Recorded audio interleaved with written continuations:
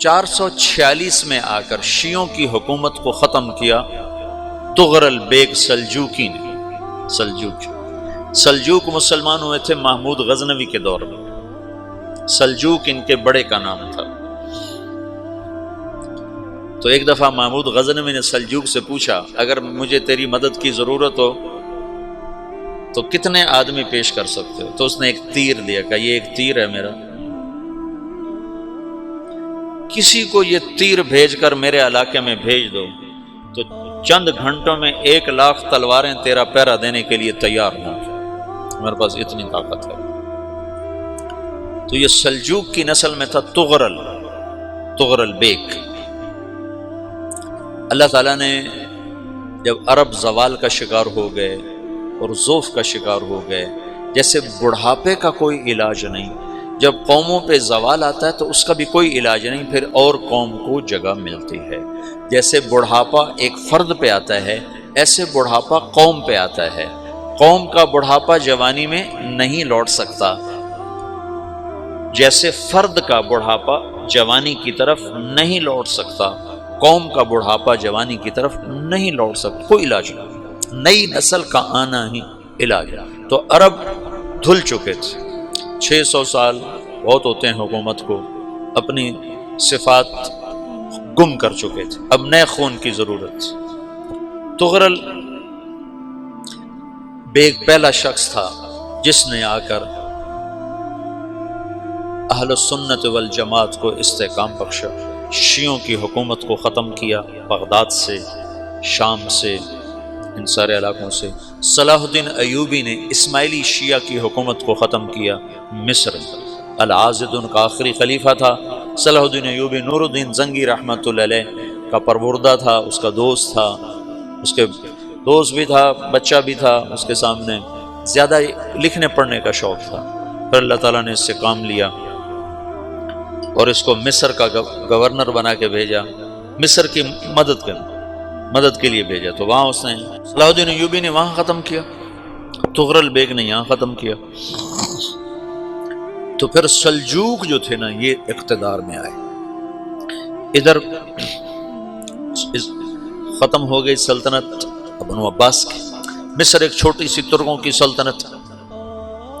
تو اللہ تعالیٰ پھر مرکزیت کے لیے ایک نظام چلائے، دو لشکر آپس میں لڑ رہے ہیں ایک میدان میں، ایک جنگلی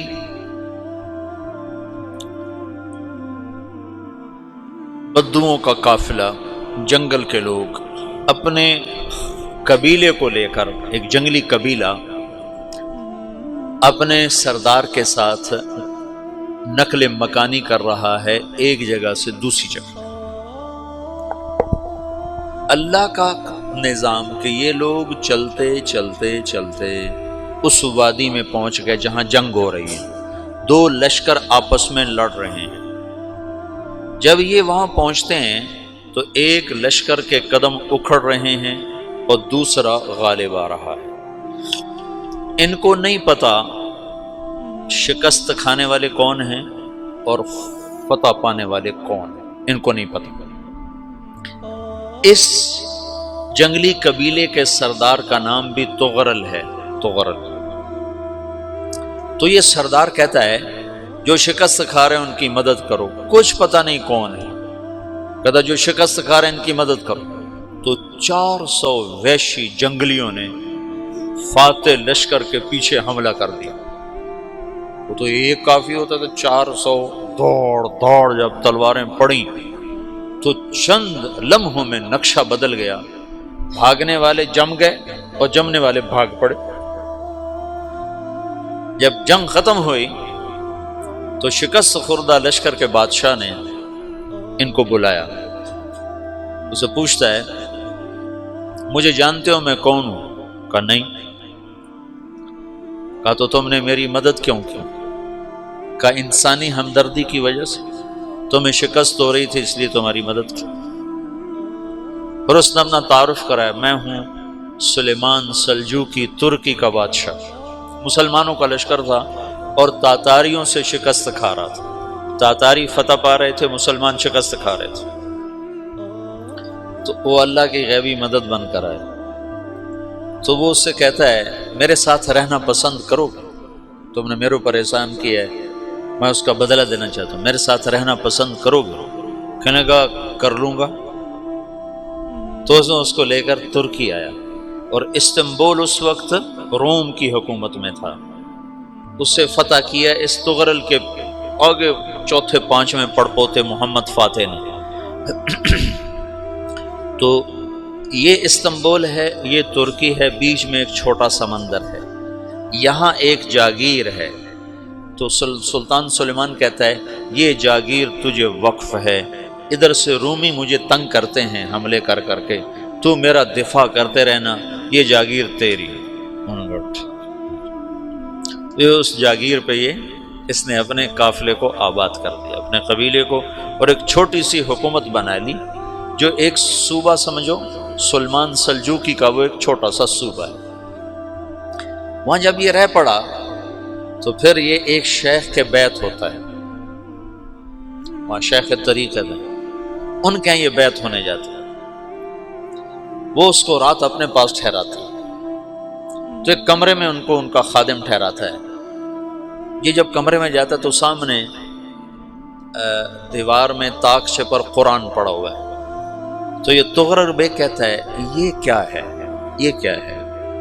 تو وہ خادم کہتا ہے یہ کتاب اللہ ہے، قرآن ہے۔ اچھا، وہ اس کو وہاں چھوڑ کے باہر چلا جاتا ہے۔ وہ دیہاتی آدمی، جنگل کا رہنے والا، پہلی دفعہ زندگی میں قرآن دیکھا، وہ کہتا ہے یہ قرآن ہے، اللہ کی کتاب ہے، میں اللہ کی کتاب کے سامنے سو جاؤں، کتنی بے ادبی ہے۔ تو اس نے ایسے قرآن اٹھایا اور سر پہ رکھ لیا اور کھڑا ہو گیا، ساری رات قرآن سر پہ رکھ کے کھڑا رہا۔ رات کے پچھلے پہر اس کو خواب آیا،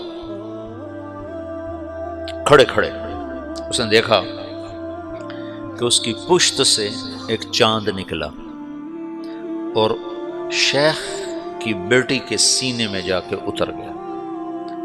پھر اس لڑکی کے سینے سے ایک درخت نکلا جو پھیلتے پھیلتے پھیلتے 3 بر اعظم پہ چھا گیا، افریقہ پر، یورپ پر، ایشیا پر۔